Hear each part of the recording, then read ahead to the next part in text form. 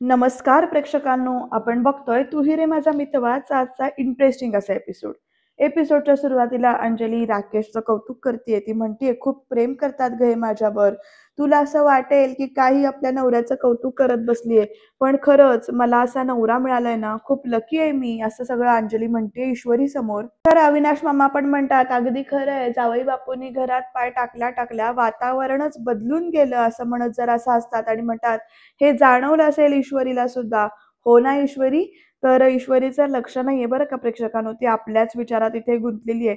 अविनाश मामांना तिची जी काही परिस्थिती आहे ती समजतीये.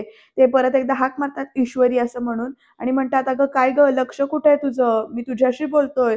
तर लगेच वल्लरी म्हणते, अंजली पण एक गोष्ट अगदी मनापासून सांगते हां, तुझी आणि जावई बापूंची जोडी ना अगदी आदर्श जोडी आहे, असं म्हटल्यानंतर प्रेक्षकांनो अंजली इथे हसतीये. तर वल्लरी पुढे म्हणते, जावयाच्या बाबतीत या घराने ना अगदी नशीब काढलेलं आहे. अविनाश मामा जरा गप्पच आहेत. वल्लरी पुढे म्हणते, पण सुनेच्या बाबतीत तेवढं नशीब मात्र काही आपलं चांगलं नाहीये. बळजबरीचं लग्न, बळजबरीच्या सुनबाई, तर ईश्वरी जरा काही बोलत नाही. तर अंजली म्हणते आता, "तसं काही नाहीये गं मामी. उलट मला तर वाटतंय ना, की सुनेच्या बाबतीत सुद्धा हे घर तेवढंच लकी आहे." असं म्हणत अंजली आता ईश्वरीची बाजू घेऊन बोलते आणि अंजली पुढे म्हणते, "मला तर असं वाटतं, की आदर्श सून आणि आदर्श जावई एकमेकांना कधी भेटतायत असं मला झालंय. मला खात्री आहे, यांना पण ईश्वरीचा स्वभाव खूप आवडेल." असं सगळीकडे अंजली म्हणते. अविनाश मामा एकदा अंजलीकडे आणि एकदा ईश्वरीकडे बघतायत. अंजली म्हणते, "घे ना गं चहा पी." आणि आता ती चहा भरून ना कप इकडे देत असते. पण इकडे ईश्वरीला मनातल्या मनात आठवतंय, की कसं राकेशनं तिला धमकी दिलेली असते, की या दुधाचे 2-2 थेंब रोज हळू मारायचा प्लॅन होता अंजलीला. पण आता मात्र एकदमच मारून टाकेन वगैरे. तोपर्यंत इकडे ईश्वरीसाठी चहा भरलाय बरं का अंजलीने कपामध्ये आणि ती कप असा पुढे करते, तर ईश्वरीचं लक्षच नाहीये. ती आपल्याच विचारात आहे. "घे चहा घे अगं" म्हणत अंजली परत एकदा हाक मारते. ईश्वरी थरथरत आपला हात असा पुढे करते चहा घेण्यासाठी. पण तिच्या मनामध्ये अजून भीती आहे राकेशची जी काही बसलेली आहे ती. त्याच्यामुळे ती काही जास्त रिएक्ट करत नाही. तिचा हात असा अजून ना खूप असा थरथरतोय अक्षरशः. अगदी लटपटतोय हात. अविनाश मामा बघतायत तिच्याकडे जे काही तिचं परिस्थिती होतीये ती आणि आता कप पडतो की काय असं वाटतं. तोपर्यंत "अगं, अगं, अगं सांभाळून ईश्वरी" असं म्हणत अविनाश मामा तो कप घेतात आपल्या हातात आणि "मी आलेच जरा" असं म्हणत ना इकडे ईश्वरी निघून जाते. तर अंजली म्हणते, "तरी मला वाटलंच की हिला एवढं बरं वाटत नाहीये अजून." तर वल्लरी म्हणते, "काही नाही, काम करायचे नाहीयेत म्हणून नखरे. अगं तू मला चहा दे ना." असं म्हणत लगेच वल्लरी ते चहा घेते आणि चहा पिते. छान मस्त असा वास घेऊन पिते बरं का वल्लरी चहा. आणि प्रेक्षकांनो इकडे ना ईश्वरी आता रडत-रडत ना कॉरिडॉरमध्ये आली आहे आणि तिला खूपच असं ना खूप भरून येतंय, खूप रडायला येते ती. अगदी धाय मोकलून रडतात ना तशी अवस्था झाली बरं का तिची. आणि तिला सारखं आठवतंय, इथे तू तोंड उघडलंस, की तिथे अंजलीची विकेट अशी धमकी दिलेली असते राकेशनं. ती सगळी इथे आठवते तिला आणि त्यामुळे ती अजूनच अशी घाबरून जाते आणि अजूनच अशी ना खूप अशी रडतेय. तर प्रेक्षकांनो आता रात्रीची वेळ आहे. आता बघू पुढे काय घडणार आहे. त्या राकेश अजून काय-काय करणार आहे ते. तर इकडे अर्णव आता रूममध्ये आलाय आपल्या. तर ईश्वरी सुद्धा फ्रेश होऊन तिकडनं येते, डोळे वगैरे पुसून येते आणि तिचं जेव्हा लक्ष अर्णवकडे जातं, अर्णवकडे ती बघत असते. अर्णव तिच्याकडे बघतो. दोघं एकमेकांकडे बघतायत. पण ईश्वरीला सगळं आठवतं, की पोलिसांनी तुला इथे या अवस्थेत बघितलं, तर तुझी बदनामी, तुझ्या घरच्यांची बदनामी आणि त्यांनी जर का तुला माझ्यासोबत बघितलं, तर माझ्यासोबत माझी बदनामी आणि हा एकच पर्याय आहे असं म्हणत अर्णवने ईश्वरीच्या गळ्यात घातलेलं जे काही मंगळसूत्र असतं, तो प्रसंग इथे ईश्वरीला आठवतोय. ईश्वरीला आता अर्णवच्या बाबतीमध्ये ना कमालीचा पश्चाताप होतोय, कमालीचा रिग्रेट फील होतोय. ती काहीच बोलत नाहीये. इकडे "मी बाबा तुम्हाला दुखावून अर्णव राजे शिर्केंच्या नावाचं मंगळसूत्र मी मिळवू शकत नाही" असं तिनं म्हटलेलं असतं ते आठवतं. तर लगेच अर्णवने म्हटलेलं असतं, की तुम्ही सगळ्या म्हणजे बाबांचा हात हातात घेऊन तुम्ही लग्नाला होकार देताय असं समजून मी तिथे म्हणजे लग्न करतोय, असं सगळं सांगितलं असं ते आठवतंय. तरी अर्णव म्हणत असतो, तुला वाचवण्यासाठी त्या सिच्युएशनमध्ये मला जे काही सुचलं तर ते मी ते केलं." तर ईश्वरी त्याच्याशी भांडून, चिडून कशी बोलत असते, "माझ्या नावापुढे जरी तुमचं नाव लागत असलं ना, तरी सुद्धा मी तुम्हाला कधीच माझा नवरा नाही मानू शकत." असं सगळं जे काही ती बोललेली असते ते आठवतंय. तर तुझ्या लाईफमध्ये जे काही झालंय ना हे सगळं, ते माझ्यामुळे झालंय आणि तुझी सेफ्टी ही माझी रिस्पॉन्सिबिलिटी आहे असं अर्णव म्हटलेला असतो. तर ईश्वरी म्हणते, "माझ्या मनात ना तुमच्याबद्दल खूप राग आहे, राग. बाकी काही नाहीये." असं तिने म्हटलेलं असतं आणि म्हणते, "आपलं लग्न झालं असेल, पण काय आहे ना, तुमच्यासारख्या माणसावर ना कधीच कोणी प्रेम नाही करू शकत, कधीच नाही. हे सगळं ती जे काही बोललेली असते ना अर्णवला, ते सगळे प्रसंग इथे ईश्वरीला आता आठवतात आणि बिचारीची मान ना शरमेनं खाली जाते. तर अर्णव आता तिच्याकडे एक नजर बघतो आणि ईश्वरी त्याच्याकडे बघते, पण अशी नजर चोरून घेते. तर अर्णव म्हणतो, आता बोलल्याने मन हलकं होतं. तर ईश्वरी विचारते, तुम्ही का केलं हे सगळं? तर अर्णव म्हणतो, माझ्याकडे ऑप्शनच नव्हता दुसरा काही. आणि आता प्रेक्षकांनो, अर्णवला सुद्धा आठवतंय की काही गोष्टी, त्या राजेशला तुझ्याशी लग्न करण्यासाठी मध्ये काही प्रॉब्लेम नको होता, म्हणून त्याने लावण्याशी लग्न करण्याची म्हणजे धमकी दिली होती, हे दिलं होतं, अल्टिमेटम दिला होता की तो आठवतंय, पुढच्या 7 दिवसात लग्न करायचंय लावण्याशी, कारण मला त्या तुझ्या मिस इंदोरशी लग्न करायचंय, असं धमकी दिली होती लग्न करण्यासाठी इथे राजेशने. तू इथे तुझ्या लग्नात बिझी, मी तिकडे माझ्या लग्नात बिझी, असं सगळं त्याचं जे काही सांगितलेलं असतं ते सगळं इथे अर्णव आता ईश्वरीला बोलतोय. तर अर्णव पुढे म्हणतो की पण झालं असं की त्या राजेशच्या ट्रॅपमध्ये मला तुला अडकू द्यायचं नव्हतं मिस इंदोर, आणि आमच्या हळदीच्या दिवशी जे काही घडलं ते सगळं तुला माहितीच आहे. तर ईश्वरी म्हणते, सर सर तुम्ही त्या दिवशी आला नसतात तर? तर अर्णव एकदा म्हणतो, मी येणारच होतो मिस इंदोर. तर ईश्वरी त्याच्याकडे बघत राहते. अर्णव पुढे म्हणतो, तुला काहीही होऊ दिलं नसतं मी, मी कसाही तिथे पोचलो असतो. तर ईश्वरी म्हणते, जो माणूस माझ्यासाठी एवढं सगळं करत होता, आजपर्यंत एवढं सगळं करतोय, तर त्या माणसाला दुश्मन समजत होते मी, असं म्हणत ईश्वरी रडते आता आणि म्हणते, दुश्मन जर का कोणी असेल ना, तर तर मी आहे, असं म्हणते आणि रडते ती आणि म्हणते, स्वतःचीच दुश्मन आहे मी. तर अर्णव म्हणतो तिला, मी सिंदोर, इट्स ओके, तू स्वतःला गिल्टी नको समजून घेऊस प्लीज, असं समजावतोय तो. आणि मग पुढे म्हणतो की, आणि हे बघ, तूच काय फक्त, अख्ख्या जगाने मला जरी ब्लेम केलं असतं ना, तरी सुद्धा मला काही फरक पडला नसता, कारण मला माहिती होतं मी काय करतोय ते. ॲट एनी कॉस्ट मी तुला काहीच होऊ दिलं नसतं. ईश्वरी म्हणते, जग एका दिवसात खूप काही बदलून गेलंय माझं. तुमच्याशी लग्न होणं हा खूप मोठा धक्का होता माझ्यासाठी. पण आता हे सगळं कळल्यानंतर तर मात्र म्हणजे असं डोकं ना असं माझं बधीर झालंय.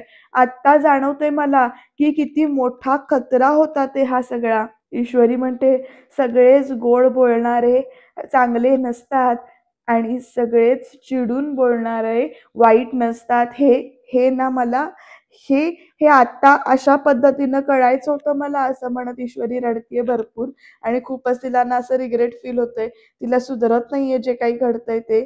आणि आता प्रेक्षकांना ना ईश्वरी रडत रडत बाजूला जाऊन उभी राहते.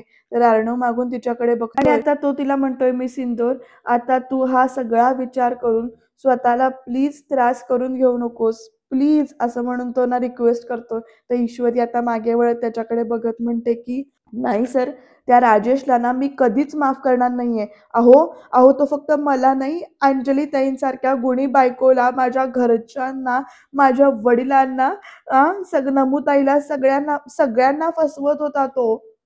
त्याच्या प्रत्येक गोष्टीमागे काहीतरी वाईट हेतू आहे, हे सरळ सरळ दिसतंय मला आता.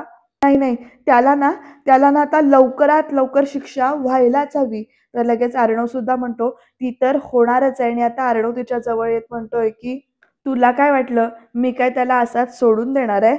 आणि आता ईश्वरी सुद्धा गप्प बसत त्याच्याकडे बघत म्हणते अर्णवकडे बघत, सॉरी सर, अहो मी मी ना मी तुम्हाला मी तुम्हाला खूप खूप बोललीये. मी चुकीचं समजलं तुम्हाला. मी तुमच्यावरती शंका घेतली. मला ना आता खरं तर स्वतःचीच खूप लाज वाटायला लागली, असं म्हणत ईश्वरी खूप रडते. तर अर्णव म्हणतो, मिस इंदोर, तू प्लीज शांत हो. Are you mad? तर लगेच ईश्वरी म्हणते, नाही हो सर. अहो अहो असं इतकं कसं कोण वागू शकतो हो? हे हे हे जे काही मी वागलीये ना तुमच्याशी, त्यासाठी मला माझा गणूबाप्पा सुद्धा माफ करणार नाहीये, असं ईश्वरी म्हणत रडत रडत बोलतेय. तर अर्णव म्हणतो, त्याचं माहिती नाही, पण काय आहे ना, पण मी तुला कधीच माफ करून टाकलंय. ते ईश्वरी म्हणते, नका करू सर, तुम्ही नका करू मला माफ. मी खूप दुष्ट आहे माझ्यासारख्या मुलीला ना. तर miss Indore, please please please काम डाऊन, प्लीज काम डाऊन, प्लीज शांत हो, असं अर्णव तिला समजावतोय. आणि ईश्वरी अशी ना खूपच रडतोय. तर इकडे ईश्वरीला आठवतंय म्हणजे बॅक ऑफ द माइंड की कसं राकेशने तिला परत धमकी दिलेली असते. तेल असते ना तेल, ते शिडीवर टाकून ठेवतो. म्हणजे कसं अंजली आपल्या लाडक्या भावाला भेटून निघाली शिडी उतरत, की मग ती कशी अशी पाय घसरेल तिचा तेलावरून आणि ती पडून जाईल. त्यामुळे इथे तू तोंड उघडलंस, की तिथे अंजलीची म्हणजे विकेट पडणार असं सगळं राकेशने दिलेली धमकी आठवते. आणि अंजली नंतर पुढचा नंबर तुझ्या बापाचाच आहे असं सगळं बोललेलं हे सगळं आठवतंय. आणि आता ईश्वरी अर्णवला सांगेल का नाही माहिती नाही, पण ती म्हणतीये, पण मला खूप भीती वाटायला लागली आता असं म्हणते ईश्वरी. आणि म्हणते मी कशी सामोरे जाणार आहे त्या माणसाला. तर लगेच अर्णव म्हणतो, हे बघ मिस इंदौर, हे बघ शांत हो प्लीज, हे बघ शांत हो. आणि मग तो म्हणतो मी आहे तुझ्यासोबत ऑलराईट असं म्हणतो. आणि म्हणतो हे बघ त्या राजेशला घाबरण्याची गरज नाही आहे अजिबात. मी तुझ्यासोबत कायम असणार आहे. तुला हात लावणं तर सोड, पण तुझ्या जवळ सुद्धा फिरकू देणार नाहीये मी त्याला असं इकडे अर्णव म्हणतो ईश्वरीला. तर ईश्वरी अशी त्याच्याकडे बघत राहिले. अर्णव पुढे म्हणते त्याने जर डोळे वर करून तुझ्याकडे बघायचा प्रयत्न केला ना, तर त्याचे दोन्ही डोळे काढून तुझ्या हातात देईन मी असं इकडे अर्णव सांगतो. आणि ईश्वरीनं त्याच्याकडे अशी प्रेमाने अशी वेगळ्या नजरेने अशी बघत राहिली. अर्णव हसत हसत ईश्वरीला समजावायचा प्रयत्न करतोय, शांत करायचा प्रयत्न करतोय. तिचा हात दोन्ही हातामध्ये घेऊन विश्वास द्यायचा प्रयत्न करतोय. आणि प्रेक्षकांनो ह्या सगळ्या गोष्टी ना तिकडे लांब बसलेला गणू बाप्पा ईश्वरीचा जो काही आहे ना, तो असा छानपैकी बघतो इकडे. आणि ईश्वरी आणि अर्णवने आता तरी म्हणजे ईश्वरीने सुधारून अर्णव आणि ईश्वरी दोघांनी एकत्र होऊन या संकटाला सामना कसा करतात हे बघत राहणं इंटरेस्टिंग ठरणार आहे बरं का प्रेक्षकांनो. त्यामुळे तुम्ही एपिसोड चुकवू नका बघायला आणि शेवटपर्यंत बघत राहा. म्हणजे राकेशचं सत्य आता ईश्वरी समोर आलंय तर अंजली समोर आणि ईश्वरीच्या घरच्यांसमोर कधी येणार, कुठल्या पद्धतीने येणार आणि ईश्वरी आणि अंजली मिळून राकेशला कशी वठणीवर आणणार हे बघत राहणं खरंच खूप इंटरेस्टिंग ठरणार आहे. तर प्रेक्षकांनो इकडे नम्रता काम करत बसली. आई पण येतात, झालं असं म्हणत. तर नम्रता म्हणते आई आपली परवा जी आपली ऑर्डर कॅन्सल झाली होती ना, तीच आज ऑर्डर एका दुसऱ्याने बुक केली आहे. तर आई म्हणतात काय म्हणतेस, तर नम्रता म्हणते हो. तर आई पुढे म्हणतात चला बरं झालं, एक मोठं नुकसान टळलं आपल्यावरचं. पण तरी सुद्धा आणखीन पैसे मिळवण्यासाठी आपल्याला प्रयत्न तर करतच राहावे लागणार आहेत हा नमू. आणि असं म्हटलं तर नमू सुद्धा मान डोलावते आणि म्हणते आई अगं तू नको ना काळजी करूस असं म्हणते. तर आई म्हणतात काळजी तर फक्त बाबांची आहे ग मला नमू. पैशांचा प्रॉब्लेम चालू आहे हे फक्त ना त्यांना कधी कळायला नको. तर नम्रता म्हणते आई अगं बाबांना कल्पना तर आहेच की, म्हणजे त्यांना बोलता येत नाहीये पण समजतंय मात्र सगळंच ना. तर लगेच आई पण हो म्हणून मान डोलावतात. आणि प्रेक्षकांना या दोघी बोलत असतात पण जाऊ दे तूही आता फार विचार करू नकोस कुठल्याही गोष्टीचा. आणि आपण हे बघ पडू, आपण या सगळ्यातून सुद्धा लवकरात लवकर बाहेर पडू असा दोघी एकमेकींना विश्वास देत आहेत. तोपर्यंत प्रेक्षकांनो इकडे फोन वाजलाय. तर कुणाचा फोन आला असेल तुम्हाला कल्पना असेलच, तर ईश्वरीचा फोन आलाय. आई नम्रताला म्हणतायत हे बघ इशूचा फोन आलाय. हा इशू बोल अगं. तर ईश्वरी तिकडनं बोलत असेल हाक मारते आई आणि एकदम गप्प राहते. तर इशू अगं अगं बोल ना. तर नम्रता आणि इकडे दोघे असतात. ईश्वरी विचारते आई तुम्ही कसे आहात सगळे. तर आई म्हणतात अगं आम्ही मजेत आहोत, रुटीन सुरू आहे. ईश्वरी विचारते बाबा कसे आहेत ग, बाबा बरे आहेत ना. तर आई पुढे म्हणतात बाबाही मजेत आहेत. ईश्वरी जरा हळूच अशी म्हणजे गप्प गप्प बोलते. तर आई पुढे म्हणतात औषधं चालू आहेत, फिजिओथेरपी चालू आहे बाबांची, आत्ताच ते औषधं घेऊन झोपलेत. तर ईश्वरी अशी गप्प म्हणते. आई पुढे म्हणतात इशू अगं तू जरा बोलतेस का त्यांच्याशी, नाही म्हणजे तुझा आवाज ऐकून बरं वाटेल त्यांना. तर प्रेक्षकांनो ना ईश्वरी म्हणते नाही नाही म्हणजे आता नको असं म्हणून सांगते. तर आई एकदम विचारात पडतात. ईश्वरी म्हणते अगं झोपले तर राहू देत, उगाच डिस्टर्ब करू नकोस त्यांना. तर आई पण बरं असं म्हणतात. ईश्वरी म्हणते पुढे नमुताई आत्या कशा आहेत त्या दोघी, बऱ्या आहेत ना. तर आई म्हणतात हो थांब मी स्पीकरवरच फोन ऑन करते हा, थांब जरा असं म्हणत आता आई आणि नम्रता दोघी बसल्यात. नम्रता हाक मारते इशू कशी आहेस तू. ईश्वरीला खूप रडायला येतंय पण ती आवरते. नम्रता म्हणते आणि अचानक कसं काय कॉल केलास. तर ईश्वरी म्हणते काही नाही ग अशीच आठवण आली. तर नम्रता म्हणते इशू अगं खरंच ठीक आहे ना सगळं. तर ईश्वरी म्हणते की हो, खूप म्हणजे माझी काळजी नका करू, सगळं ठीक आहे. तर आई एकदम म्हणतात, "इशू काही झालंय का?" "नाही म्हणजे तुझा आवाज नेहमीसारखा येत नाहीये." तर ईश्वरी ना बिचारी रडणं आवरते, अशी खूप अशी कंट्रोल करते. कारण तिला ती धमकी आठवते की इथे तू तोंड उघडलंस तर तिकडे अंजली नंतर दुसरा नंबर, पुढचा नंबर जो काही आहे तो तुझा बापाचाच आहे, असं राकेशने धमकी दिलेली असते. आणि मग राकेशनं म्हणत असतो, "व्हीलचेअरवर बसून वैतागलेला असेल म्हातारा.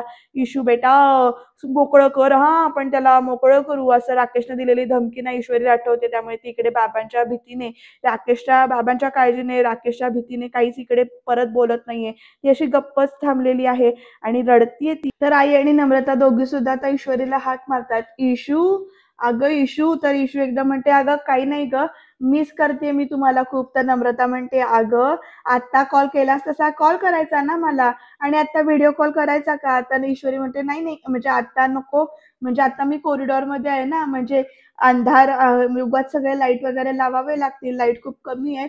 उगाच आता बाहेर जाऊन बोलत बसत नाही मी." तर आई पुढे म्हणतात ईश्वरीला, "इशू, अगं मला असं का वाटतंय की तुला काहीतरी सांगायचंय मला असं म्हणून." तर ईश्वरी हे ऐकल्यानंतर ना एकदमच अजूनच हळवी होते, अजूनच गप्प होते.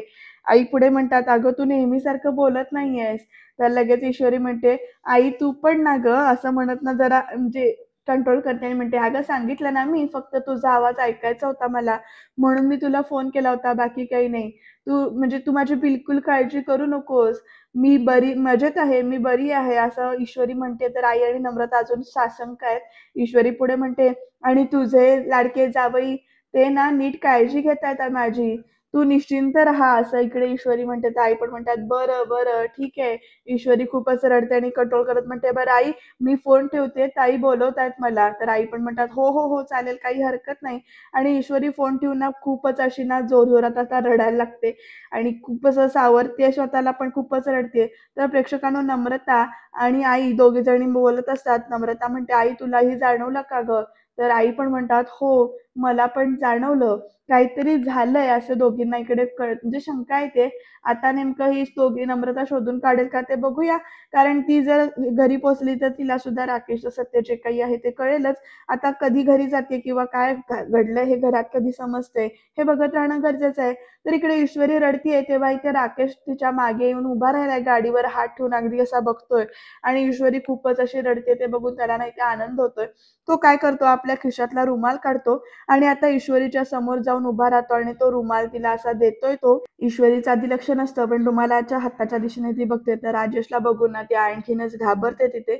आता पुढे काय घडणार आहे ते बघूया. राकेश असा एकदम ना ईश्वरीच्या समोर येऊन उभा राहिलाय आणि आता राकेश कसा बघतोय बघा ईश्वरीकडे आणि हसतोय तो. ईश्वरी तिकडनं निघून जात असते तर तो तिला अडवतो हात लावून आणि असा खेचून इकडे स्वतःच्या समोर उभा करतो आणि कसा असा रागाने बघितल्यासारखा बघतोय. तर ना राकेश एकदम हसतो आणि म्हणतो, "फोनच करणार होतो मी खरं तर तुला. पण काय आहे, आत्ता आपण एका घरात आहोत, तर डायरेक्ट येऊन भेटावं तुला." असं म्हणत ना बघतो त्याच्याकडे वेगळ्या नजरेने आणि म्हणतो, "कसं आहे, प्रत्यक्ष भेटल्यामुळे प्रेम वाढतं." असं पण बोलतो हा राजेश आणि म्हणतो, "मन हलकं होतं." तर ईश्वरी त्याच्याकडे ना अशी रागाने बघतीये. आता राकेश त्याचा रुमाल ईश्वरीच्या पुढ्यात करतो आणि "घे, प्रेम घे." असं म्हणतो. तर ईश्वरीने अशी राग होते तिचा, पण ती काहीच बोलत नाहीये. तर राजेश म्हणतो, "आणि हे काय? माझ्या इंदोरी जिलबीच्या डोळ्यात अश्रू." "ईश्वरीजी, मी बाकी काहीही सहन करू शकतो, पण तुमच्या डोळ्यातले अश्रू नाही सहन करू शकत. सांगा, सांगा कोण त्रास देतोय तुम्हाला?" तर लगेच ईश्वरी म्हणते, "ए."